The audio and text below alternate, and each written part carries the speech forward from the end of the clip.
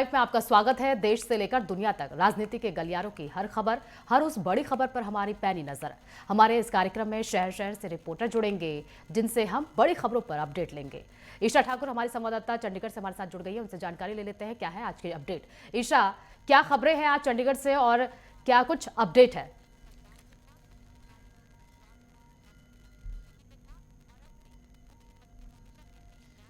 बिल्कुल, देखिए जिस तरीके से बीते दिनों दिल्ली में जिस तरीके से बॉम्ब ब्लास्ट हुआ लाल किले के पास और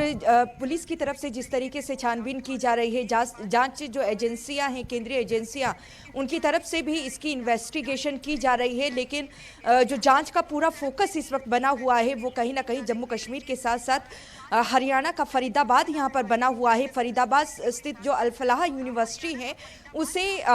इन जो आतंकी डॉक्टर्स पकड़े भी गए हैं, उनकी तरफ से जो पुलिस की जो अभी तक की छानबीन है, जो जांच है, उसमें ये पता चल पाया है कि फरीदाबाद स्थित जो अल फलाह यूनिवर्सिटी है उसे एक आतंकी अड्डा इन्होंने बना लिया था और ऐसे में अभी लगातार वहां पर पूछताछ की जा रही है। और जांच एजेंसियों की माने तो अभी भी कई ऐसे डॉक्टर हैं जो इस वक्त अंडरग्राउंड चल रहे हैं, जिनकी धरपकड़ के लिए लगातार जो पुलिस की तरफ से भी इन्वेस्टिगेशन पूरी तरीके से की जा रही है। लेकिन अगर हम फरीदाबाद के बाद नूंह की अगर बात करें, वो पूरी तरीके से हरियाणा में मुस्लिम बहुबल इलाका है और वहाँ पर भी कई लोगों की धरपकड़ यहाँ पर की गई है। लगातार पूछताछ की जा रही है और यहाँ पर देखिए पुलिस और जांच एजेंसी को अभी भी आशंका है कि कई गोला बारूद अभी भी छुपाए गए हैं, क्योंकि जितने डॉक्टर्स अभी तक पकड़े गए हैं उनसे जांच में ये पता चल पाया है कि नूंह के पास भी उन्होंने कुछ हथियार छुपाए थे और जो कच्चा माल उन्होंने विस्फोट बनाने के लिए खरीदा था उसे छुपाया गया है। तो उसकी छानबीन फिलहाल की जा रही है। लेकिन अभी कहीं ना कहीं जांच एजेंसियों के लिए सिरदर्दी और इसलिए भी बढ़ गई है कि अभी तक तो देखिए जो आतंकी जो कनेक्शन है वो डॉक्टर्स के बीच ही यहाँ पर मिल रहा था, लेकिन अब ये पता चल पाया है कि कुछ ऐसे पेशेंट भी हैं जिनको इनकी तरफ से संपर्क किया गया था और अपने संपर्क के जरिए उनका इस्तेमाल किया जा रहा था कि किस तरीके से भारत को दहलाया जाए। तो ऐसे में इन्वेस्टिगेशन यहाँ पर तेज कर दी गई है। अल फलाह यूनिवर्सिटी में लगातार पूछताछ की जा रही है। इसके साथ ही अगर बात करें हम केंद्रीय गृह मंत्री अमित शाह की, आज वो सहकारिता संबंधी जो बैठक है वो लेने के लिए हरियाणा पहुंच रहे हैं और क्योंकि हरियाणा में इस वक्त इन्वेस्टिगेशन भी चल रहा है और केंद्रीय गृह मंत्री आज हरियाणा में मौजूद रहेंगे और ये भी देखना है कि अगर वो मीडिया से मुखातिब होते हैं तो क्या इस मुद्दे को लेकर कुछ वो कहते हैं या नहीं। लेकिन जिस तरीके से सरकार ने इसे एक आतंकी घटना माना है तो ये माना जा रहा है कि अब सरकार उसी तरीके से कार्रवाई की जाएगी। लेकिन उससे पहले देखिए नया साल आना है और इसके साथ ही गणतंत्र दिवस भी है, तो ऐसे में जिस तरीके से इस दौरान भारी भीड़ देखने को मिलती है तो अभी भी ये माना जा रहा है कि कई ऐसे जो आतंकी जो डॉक्टर्स पकड़े भी गए हैं उनके कनेक्शन औरों के साथ भी है। और जिस तरीके से उमर ने जिस तरीके से उसने कार के जरिए बॉम्ब ब्लास्ट करने की कोशिश की ताकि मासूम लोगों को निशाना बनाया जा सके, तो ऐसी घटना आगे भी हो सकती है। लेकिन पूरी तरीके से सतर्कता बरती यहाँ पर जा रही है और छानबीन यहाँ पर की जा रही है। इसके साथ ही देखिए अगर हम पंजाब की बात करें तो पंजाब में 2 दिन पहले ही आरएसएस के नेता के बेटे की हत्या यहाँ पर की गई है और इसका पूरा जिम्मा खालिस्तानी संगठन की तरफ से लिया गया है। और जो खालिस्तानी संगठन है उसने पोस्ट के जरिए सोशल मीडिया में इसकी जिम्मेदारी ली है कि जो हिंदू हैं, जो आरएसएस हैं, वो कहीं ना कहीं सिखों को हिंदुत्व की तरफ ले जा रहे हैं और यही वजह है कि आरएसएस के नेता के बेटे को मौत के घाट उतारा गया है। दिन दहाड़े देखिए गोलियां उस पर बरसाई गई और ऐसे में अब जो हिंदू नेताओं को भी यहाँ पे टारगेट किया जा रहा है, पुलिस की तरफ से इसकी इन्वेस्टिगेशन भी की जा रही है। और ऐसे में बीजेपी की तरफ से पंजाब में कानून व्यवस्था को लेकर एक बार फिर से मौजूदा सरकार पर कई सवाल खड़े किए गए हैं। और देखिए बिहार विधानसभा चुनाव के नतीजे सभी के सामने हैं। बिहार के साथ साथ पंजाब के तरन तारण विधानसभा उपचुनाव के नतीजे भी सामने आए हैं और इसमें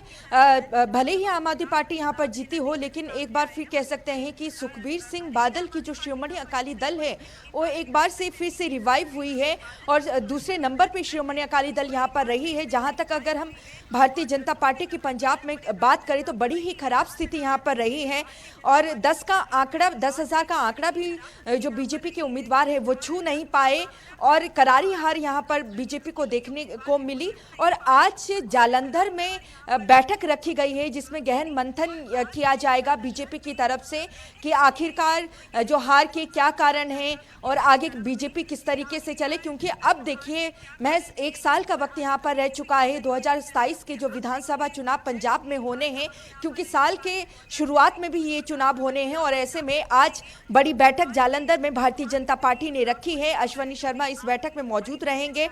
जो कार्यकारी अध्यक्ष हैं भारतीय जनता पार्टी के। लेकिन ये भी देखना है कि क्या इस बैठक में सुनील जाखड़ जो कि पंजाब के अध्यक्ष हैं वो रहते हैं या नहीं, क्योंकि तरन विधानसभा उपचुनाव की अगर बात करें,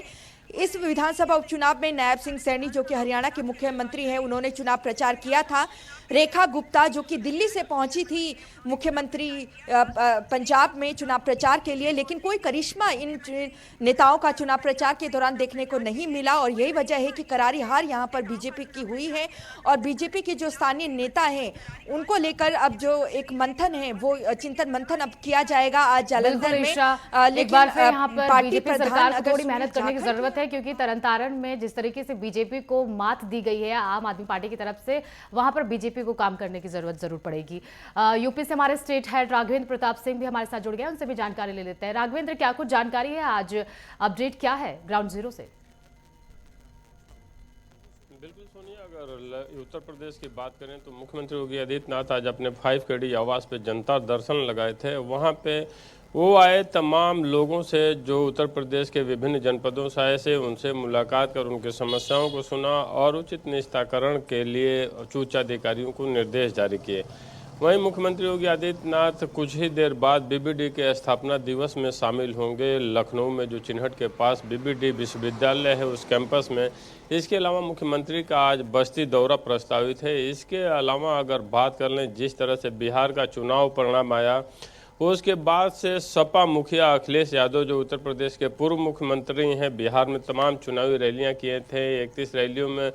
तमाम जगहों पे लगभग 90% सीटों पे हार का सामना करना पड़ा था। अखिलेश यादव ने प्रेस कॉन्फ्रेंस करके वोट चोरी का आरोप लगाया। उन्होंने कहा ये वोट चोरी से ऊपर का मामला है, ये डकैती है। तो एक तरह से कहा जा सकता है कि जो SIR का मुद्दा है जो उत्तर प्रदेश में 4 नवंबर से शुरू है, उसके विरोध में समाजवादी पार्टी और कांग्रेस खुलकर सामने आ गए हैं और SIR का विरोध वोट चोरी का आरोप लगाते हुए दिख रहे हैं। वहीं भारतीय जनता पार्टी लगातार पलटवार कर रही है। दोनों डिप्टी CM ने भी पलटवार लगाया है कि अखिलेश यादव जनता की नब्ज को नहीं टटोल पा रहे हैं, जनता की नब्ज को नहीं पहचान पा रहे हैं। लोगों को, युवाओं को, महिलाओं को सुशासन चाहिए, विकास चाहिए। अब सपा की जो गुंडागर्दी होती थी, जो भ्रष्टाचार होता था, जनता उससे मुक्ति चाहती है। 2027 में भी भारतीय जनता पार्टी प्रचंड जीत के साथ अपनी हैट्रिक लगाएगी। तो कहा जा सकता है बिहार चुनाव के बाद से उत्तर प्रदेश में भी आरोप प्रत्यारोप का दौर शुरू है, SIR के बहाने, वोट चोरी के बहाने। इसके अलावा हम बात कर लें तो मुख्यमंत्री योगी आदित्यनाथ आज लाखों करोड़ों की योजनाओं का लोकार्पण शिलान्यास बस्ती में करेंगे। इसके अलावा जिस तरह से सोनभद्र में खादान घोटाले क्षमा चाहेंगे, जिस तरह से खादान खनन का जो मामला चल रहा था, वहाँ पे चट्टान गिरने के वजह से 10 से 15 लोगों के मरने की खबर आ रही है। हालांकि अभी तक रेस्क्यू में 500 निकाले गए हैं, तमाम लोगों के घायल होने की खबर है। और ये हादसा उस समय हुआ था जब सोनभद्र में ही मुख्यमंत्री योगी आदित्यनाथ का दौरा था और बिरसा मुंडा की 150वीं जयंती पे उसी जिले में सोनभद्र में मुख्यमंत्री भी रहे और उस समय ये घटना घटी था। तमाम रेस्क्यू की प्रक्रिया अभी भी चलाई जा रही है। इसके अलावा दिल्ली ब्लास्ट को लेकर जिस तरह से मामला लाल बाग जो लखनऊ का पास इलाका है वहाँ पे और इसके अतिरिक्त 10 जगहों पे NIA और जो भी STF की टीमें हैं लगातार छापेमारी कर रही हैं। जिस तरह से तार लखनऊ में डॉक्टरों के जुड़ते जा रहे हैं, उसको लेकर यहाँ की पुलिस सक्रियता भी बढ़ गई है। तो एक तरह से कहा जा सकता है कि दिल्ली धमाके की गूंज की आवाज़ लखनऊ में भी देखने को मिल रही है और जिस तरह की छानबीन चल रही है, जिस तरह की जानकारियाँ मिल रही हैं और जिस तरह के इनपुट मिल रहे हैं, उसको देखकर कहा जा सकता है कि कुछ और गिरफ्तारियाँ लखनऊ से भी हो सकती हैं। जी बिल्कुल राघवेंद्र, जिस तरीके से लगातार आतंकी हमले देखने को मिल रहे थे, पहले भी धमकियां मिल रही थी और अब उसी पर जांच हो रही है। उपेंद्र सिंह राणा भी हमारे साथ जुड़ गए, उनसे भी ज्यादा जानकारी ले लेंगे। कुछ जानकारी है आज उत्तराखंड से? देखिए सोनिया, अगर उत्तराखंड की अगर बात की जाए तो पिछले 4 से 5 दिनों से जो जिस तरीके से जो उपनल कर्मी है वो धरना प्रदर्शन जो है देहरादून के परेड मैदान पर जो है सड़क पर जो है वो कर रहे हैं। दिन रात जो है लगातार ये धरना जो है वो चल रहा है। रात भर जिस तरीके से जो है देहरादून के परेड मैदान के बाहर जो है ये प्रदर्शन जो है वो किया जा रहा है। उनका जिस तरीके से जो मांग है कि जो नियमितीकरण जो है उनका किया जाए और समान काम के समान वेतन जो है वो दिया जाए, उसको लेकर जो है काफ़ी लंबे समय से प्रदर्शन जो है वो किया जा रहा है। सरकार के खिलाफ लगातार नारेबाजी जो है वो की जा रही है। उनकी सरकार से मांग है कि जो हाईकोर्ट से जिस तरीके से वो केस जीत कर आए थे और जिस तरीके से हाईकोर्ट ने भी कहा था कि जो भी उपनल कर्मी है उनको जो है सरकार नियमित किया जाए, लेकिन अभी जो है केस जीते हुए पूरा साल भर होने वाला है, लेकिन अभी तक सरकार जो है इस पर फैसला नहीं ले पाई है। और ऐसे में प्रदेश के लगभग 22,000 उपनल कर्मी ऐसे हैं जो प्रदर्शन जो है देहरादून के परेड मैदान में जो है वो कर रहे हैं।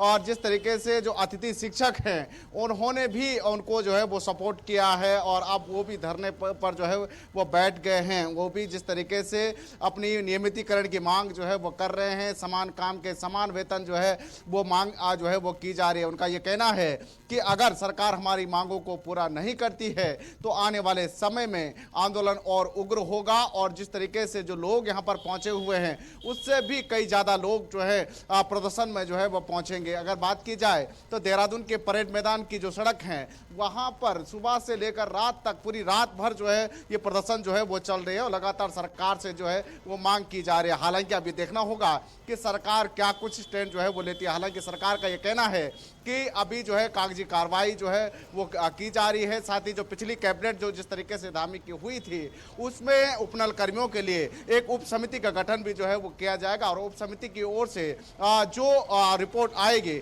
उसके बाद जो है वो नियमित जो है उनको किया जाएगा, उस पर जो है काम किया जाएगा। दूसरी बड़ी खबर की अगर बात की जाए तो कांग्रेस के जो शीर्ष नेतृत्व ने जिस तरीके से कांग्रेस के 3 बड़े नेताओं को बड़ी जिम्मेदारी जिस तरीके से दी है। कल कांग्रेस के जो नए प्रदेश अध्यक्ष बने हैं गणेश गोदियाल, उन्होंने पार्टी की कमान संभालते हुए जिस तरीके से कल उन्होंने जिस तरीके से कहा कि 2027 के विधानसभा चुनाव का बिगुल जो है वो आज जो है वो बज चुका है। आज से पूरी तैयारी के साथ जो है कांग्रेस जनता के बीच जाएगी, जनता के मुद्दों को जो है वो उठाएगी। और साथ ही साथ जिस तरीके से कल जिस तरीके से कांग्रेस के कार्यकर्ताओं से लेकर तमाम बड़े नेताओं में जो जोश देखने को मिला, क्योंकि गणेश गोदियाल का स्वागत जिस तरीके से भव्य तरीके से हुआ, क्योंकि देहरादून जोली ग्रांट से लेकर और देहरादून के कांग्रेस भवन तक कांग्रेस के कार्यकर्ताओं से लेकर तमाम जो बड़े नेता कांग्रेस के हैं वो एकजुट दिखाई दिए, एक मंच पर दिखाई दिए और सभी ने एक मत से जिस तरीके से कहा कि कांग्रेस में अब किसी भी प्रकार से जो अंदरूनी कलह रहती थी वो पूरी तरीके से खत्म हो चुकी है। सभी बड़े नेता एकजुट होकर 2027 में जो है वो विधानसभा चुनाव जो है वो लड़ेगी और जिस तरीके से जो सत्ता में भाजपा है उसको बाहर करने का काम जो है वो करेंगे। बिल्कुल उपेंद्र, यानी कि पूरी तैयारी अब कांग्रेस कर रही है। 2027 के विधानसभा चुनाव से पहले एक्टिव नजर आ रही है अब कांग्रेस। देखने वाली बात होगी कि इनकी एक्टिवनेस कितनी काम आती है आगे जाकर। अजहर भी हमारे साथ जुड़ गए हैं, हमारे संवाददाता श्रीनगर से। अजहर, जानकारी ले लेंगे आपसे, क्या कुछ खबर है और क्या अपडेट है आज ग्राउंड जीरो से? देखिए, जम्मू कश्मीर के अहम खबरों की ओर बात करें। लगातार दिल्ली ब्लास्ट के बाद में जिस तरीके से श्रीनगर के नौगाम पुलिस स्टेशन में एक ब्लास्ट होता है और उसके आधार पे कई एक जो पुलिस कर्मी होता है उनका यहाँ पे मृत्यु होती है और उसके बाद में लगातार फिर उसमें एक ये कहा जाता था कि इस पे जो है एक आतंकी हमला हुआ, लेकिन उसके बाद में जब डीजीपी ने एक प्रेस वार्ता की उससे साफ तौर पे कहा था कि यहाँ पे एक फॉरेंसिक टीम थी जो निरीक्षण कर रही थी उस जो सामग्री या हम यूं कहेंगे जो एम्यूनिशन रिकवर किया गया था फरीदाबाद से, उसका निरीक्षण करने के दौरान जो है ये एपिसोड हुआ है। और हालांकि इस एपिसोड के बाद में काफी जो जानी है वो चली गई है, लेकिन उसके बाद में सरकार की जानिब से भी जो जानी चली गई है उनके लिए एक एक्सग्रेशिया का ऐलान भी किया गया है और जो घायल व्यक्ति है उनके लिए भी एक्सग्रेशिया का ऐलान भी किया गया है। फिलहाल इस हादसे के बाद में भी पूरे जम्मू कश्मीर के लोग जो है वो सहम गए हैं और कहीं ना कहीं इन व्यक्तियों के प्रति जो है वो श्रद्धांजलि वो अर्पित कर रहे हैं। दूसरी अगर अहम खबर की अगर हम बात करें, लगातार मौसम में जो गिरावट देखने को मिल रहा है, सुबह शाम जो है लगातार जम्मू कश्मीर या पर्टिकुलरली घाटी के ऊपरी इलाकों में कपकपाती हुई सर्दी है वो साफ तौर पे दिख रही है, लेकिन दिन में जो है हल्की फुल्की धूप है, लेकिन उसके बाद में जो सुबह शाम जो सर्दी होती है उसकी वजह से आम जनजीवन जो है कहीं ना कहीं प्रभावित भी हुआ है। हालांकि प्रशासन की ओर से पहले ही एडवाइजरी जारी की है और दूसरी जानिब से अगर हम हेल्थ डिपार्टमेंट की ओर की बात करें, उन्होंने पहले ही एडवाइजरी जारी की है, उन्होंने पहले ही बुजुर्गों को जो है एडवाइजरी जारी की है कि वो बाहर ना निकले या बच्चों को ज्यादा जो है सुबह शाम बाहर ना निकलने दे ताकि यहाँ पे कोई हादसा न रोनमा हुआ है। दूसरी अगर हम अपडेट की बात करें, दक्षिणी कश्मीर अनंतनाग के कुकरनाग में एक जो है जो फर्जी मिलिटेंट बने थे उनको यहाँ पे पर्दाफाश किया पुलिस ने। दरअसल ये 4 व्यक्ति जो थे इनके पास नकली जो सामान था जिसमें कई एक बंदूक भी शामिल थे और कई एक जो पोज थे वो भी शामिल थे। 3 या 4 लोग बताए जा रहे हैं जो कि नकली आतंकी बन के जो है लोगों से पैसे लेट रहे थे और इसके बिना पे जो है इनको सीधा पकड़ लिया गया है। हालांकि छानबीन जारी है और उनको सलाखों के पीछे धकेल दिया है। ये वारदात जो है ये दक्षिणी कश्मीर अनंतनाग के कुकरनाग इलाके से ये सामने आया है। फिलहाल इस हवाले से भी पुलिस ने बाकायदा तौर पे केस दर्ज करके और इन व्यक्तियों को फिलहाल तहवील में लेके तहकीकात शुरू कर दी है। जी जी ईशा, आपके पास आते हुए देखिए ईशा, हरियाणा में अब सरकार ने एक बड़ा बदलाव किया है। लाडो लक्ष्मी योजना जो हर महीने अब 2100 रुपये दिए जाते थे, अब वो कह रहे हैं कि सरकार ने एक नया बदलाव करते उसमें हर 6 महीने में दिए जाएंगे, 12,600 रुपये दिए जाएंगे। तो क्या ये माना जाए कि बिहार इलेक्शन से पहले जो बीजेपी ने वहाँ पर कार्ड चला था महिलाओं को 10,000 रुपये देने का, वही तरीका यहाँ पर अपनाया जा रहा है ताकि महिलाओं को अपने पक्ष में किया जाए?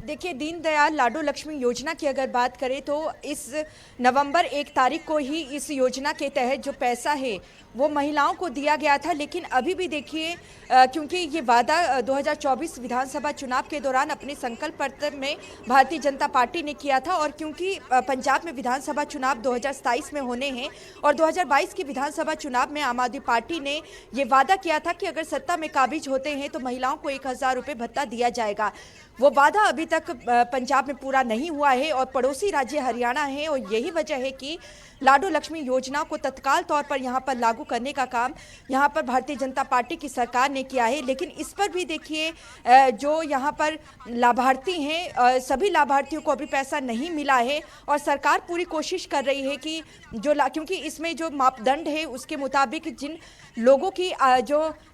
जिस परिवार की आय 1 लाख से कम है उस परिवार के सभी महिलाओं को ये पैसा दिया जाएगा जिनकी उम्र 21 साल से ऊपर है। तो ऐसे में और भी कई योजनाएं इस वक्त हरियाणा सरकार की हरियाणा में चल रही है, जिसका आप जिक्र कर रही हैं उसको लेकर भी सरकार की तरफ से अभी फिलहाल किसी तरीके की जानकारी, मापदंड नहीं दिया गया है कि किस तरीके से महिलाओं को ये पैसा दिया जाएगा। लेकिन दीनदयाल लाडो लक्ष्मी योजना का पैसा कुछ महिलाओं को फिलहाल दे दिया गया है और इसका लाभ कहीं ना कहीं भारतीय जनता पार्टी पंजाब में होने वाले चुनाव में जरूर उठाना चाहेगी। बिल्कुल जी। राघवेंद्र, आपके पास आते हुए देखिए, जिस तरीके से एनडीए सरकार वहां पर बहुमत से जीती है, पूर्ण बहुमत की सरकार वहां पर बनी है एनडीए की बिहार में, अब उसकी सुखबुहार यहाँ पर उत्तर प्रदेश में भी नजर आने लगी है। एक तरफ मायावती आरोप पर आरोप लगा रही है तो वहीं सपा के जो अध्यक्ष हैं अखिलेश यादव वो कह रहे हैं कि एक ही तरह की विचारधारा थोपने की कोशिश बीजेपी की तरफ से बनाई जा रही है। वो कह रहे हैं कि सभी को साथ लेकर चलो।